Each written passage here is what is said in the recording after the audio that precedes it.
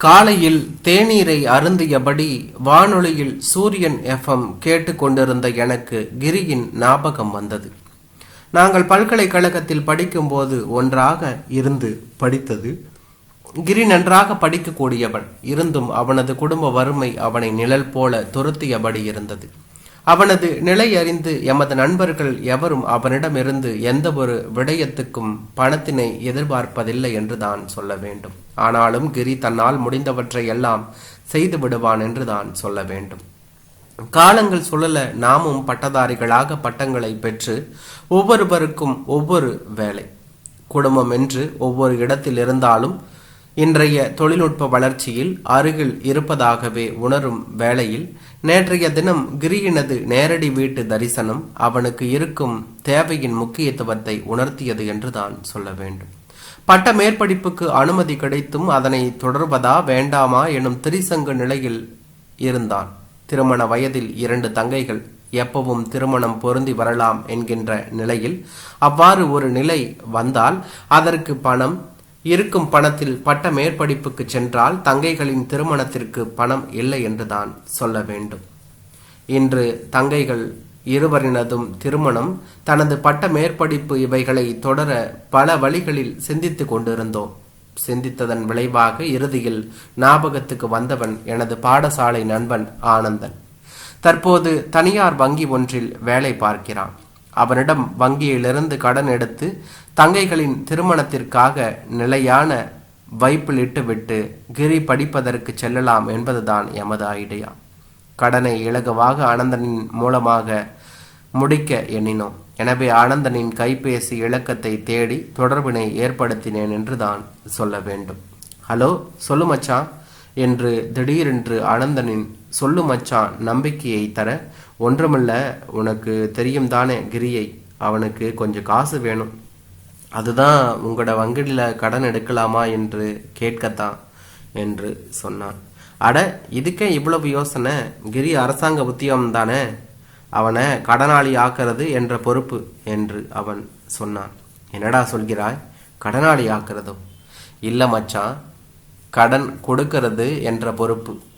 அவன்ற சம்பளத்தை சொல்லு, அவனை எவ்வளவு பெரிய கடனாளி ஆக்கலான்னு நான் சொல்லுகிறேன் என்று அவன் சொன்னான். வளமையாகவே அனந்தன் கொஞ்சம் நக்கல் நல்லினத்தோடு தான் கதைப்பான். இல்லையடா, அரசாங்க வங்கியில கேட்டானுங்க என்று சொல்லி முடிப்பதற்குள், டே, அவங்கள டாக்குமெண்ட்ஸ் கேட்டே சாகடிச்சிடுவாங்க, நாங்கள் ஒரு கையெழுத்தோடு தருகிறேன், வேறு ஒருவரிடமும் போயிடாதே என்று அவன் சொன்னான். அனந்தன் பிரச்சனை என்னவென்றால், இவன் இந்தியாவுக்கு புதன்கிழமை போக வேணும். இன்று சனிக்கிழமை, புதன்கிழமைக்குள் விஷயம் முடிய வேணும். இவன் வேற நாளைக்கு கொழும்புக்கு போகிறான், அதுதான் என்று நான் இழுத்தேன். அவனோ, அது பிரச்சனை இல்லை, நான் நாளைக்கே அவன்ற வீட்டுக்கு போய் விஷயத்தை முடிக்கிறேன், பயப்படாம மற்ற அலுவல்களை பார்க்க சொல்லு என்று அவன் சொன்னான். என்னடா இது, ஞாயிற்றுக்கிழமை வீட்டுக்கு வந்தே கடன் தருகிறேன் என்கிறான், நாளைக்கு ஞாயிற்றுக்கிழமை தெரியுமோ? ஒரு சந்தேகத்துடன் நான் கேள்வியை போட, எங்களுக்கு கஸ்டமர் தான் முக்கியம், மக்களுக்கு சேவை செய்ய வேணும், அதுதான் எங்களோட நோக்கம் என்று அவனும் சொன்னான். ஆனந்தனிடம் நான் கூறினேன், ஞாயிற்றுக்கிழமை தொடங்கினால் எந்த வேலையும் இழுபடும் என்று சொல்லுகிறார்கள், அதுதான் என்று அவனும் சொன்னான்.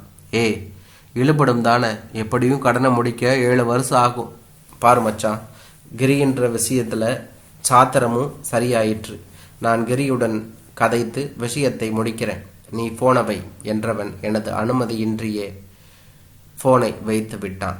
ஞாயிற்றுக்கிழமை ருசியான மதிய உணவு உண்ட மயக்கத்தில் தொலைக்காட்சியை ரசித்தபடி இருக்கும் பொழுது கைபேசி சினுங்கியது. கைபேசியை அழுத்தி, சொல்லுடா என்றேன். மச்சான், உன்ற ஆளுடைய கணக்குக்கு நாளைக்கு பணம் போயிடும், எல்லாம் சரி என்ற அவனது வார்த்தைகள் என் நெஞ்சில் பால் வார்த்ததை போல இருந்தது. மீண்டும் ஆனந்தனின் குரல், மச்சான், உன்ற ரெலிகாம் ஃபோன் நம்பரை சொல்லு என்றான். ஏன் என்ற கணக்கு இல்லையடா, அவனுக்கு பிணையாக உன்ற பெயரை தான் போட்டிருக்கேன், அதுக்கு உன்ற நிலையான இணைப்புடைய ஃபோன் நம்பர் தேவை, பிறகு வந்து டாக்குமெண்ட்ஸில் கையெழுத்து வேண்டுகின்றேன் என்றான். காலச்சக்கரமும் தன் கடமையை சரிவர செய்ய முயன்று 3 மாதங்கள் கடந்திருந்த நிலையில் கிரியின் அம்மா எனது வீட்டுக்கு வந்திருந்தார். அவரை வரவேற்று கிரியின் விவரங்களை கேட்டறிந்து கொண்ட நான், அவன் மேற்படிப்புக்கு இந்தியா போகும்போது ஒரு ஃபோன் கூட பண்ணாமல் போய்விட்டான், அதுதான் எனக்கு கவலை என்றேன். ஓ, அது கிரியும் சொன்னவன்தான். கடைசியில் ஒரே வேலை, அதனால் ஃபோன் பண்ண முடியல. அங்கே போயும் படிப்பு, அங்கே இருந்து இங்கே ஃபோனுக்கு காசு கூட, அதில் ஃபோன் பண்ணலை என்று சொன்னவன், குறை நினைக்காதே தம்பி என்று சொன்னார்கள்.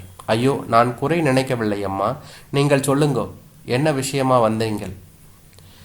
இவ தங்கச்சிக்கு வரன் வந்திருக்குது, நல்ல இடம், அதுதான் வருகிற மாசமே தகுதி வைத்திருக்கிறோம். உங்களுக்கு நேரில் போய் சொல்ல சொன்னான், அதுதான் வந்தேன். எல்லோருமாக குடும்பத்தோடு வந்து விடுங்கள் தம்பி என்று சொன்னார். சந்தோஷமான விஷயம், கட்டாயம் வருவோம் என்ற என்னிடமிருந்து விடைபெற்று சென்றார் கிரியின் அம்மா என்று தான் சொல்ல வேண்டும். மனைவியிடம் விடயத்தை சொன்னேன். கிரியின் தங்கச்சிக்கு கல்யாணமா? கிரியின் அம்மா வந்து சொல்லிவிட்டு போனவர். வேலையால் சற்று களைத்து வந்திருந்த மனைவி சிறிது கடுப்புடன், ஏன் அவருக்கு ஒரு ஃபோன் பண்ண சொல்ல முடியாதோ என்று கேட்டாள். என்னவோ தெரியவில்லை, எனது மனைவிக்கு கிரியை அறவே பிடிப்பதில்லை. சரியப்பா, கல்யாணத்துக்கு கொடுக்க ஏதாவது வேணும், நாளைக்கு வரும்போது வங்கியில் காசு எடுத்து கொண்டு வாங்கோ என்றேன். மனைவிதான் பணவிடயமெல்லாம் இப்பவும் வங்கி புத்தகத்தை கொண்டு போய்தான் பணம் எடுப்பான். ஏடிஎம் கார்டு எல்லாம் பாவிப்பதில்லை. நான் சொன்னதுக்கு மனைவி சற்று எழுச்சலுடனேயே சரிப்பா என்று விட்டு தன் வேலையில் மும்முரமானாள்.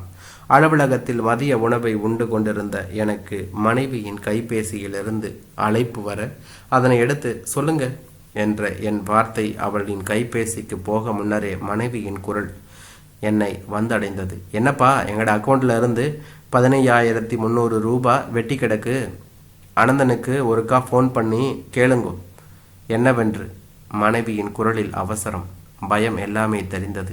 சரி சரி, பயப்பட வேண்டாம், நான் அனந்தனிட்ட விசாரிக்கிறேன் என்று மனைவிக்கு கூறினாலும் யோசனையுடன் அனந்தனின் கைபேசிக்கு அழைப்பினை எடுத்தேன். சொல்லு மச்சான், யாருக்கும் லோன் வேணுமா என்றவனை மறித்து, என்னிடம் இப்போ டெலிகாம் ஃபோன் நம்பர் இல்லடா என்றவாறு விடயத்தை சுருக்கமாக சொல்லி ஒரு தரம் என்னுடைய கணக்கினை சரிபார்த்து சொல்ல சொன்னேன். ஒரு நிமிடம் லைனில் நிறு என்றவன் காணொளியில் தட்டுவது கைபேசியினோடு கேட்டது. கூடவே எனது இதய துடிப்பும் சேர்ந்து கேட்டது எனது காதில். அடே மச்சான், உன்ற மாப்பு வச்சிட்டாண்டா ஆப்பு உனக்கு என்றான். என்னடா சொல்கிறாய்? அதிர்ந்து கேட்டேன்.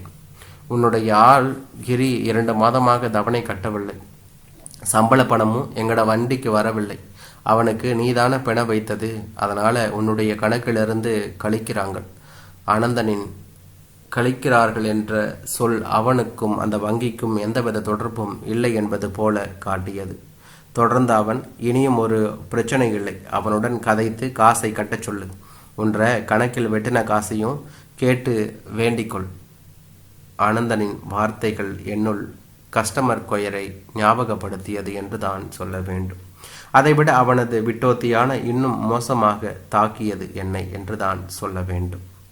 அலுவலகத்தில் அரை நாள் விடுப்பு பெற்று கிரியின் வீடு நோக்கி பயணமானேன். வா தம்பி, பிள்ளை வெளியில வா, சிறி அண்ணா வந்திருக்கிறார்.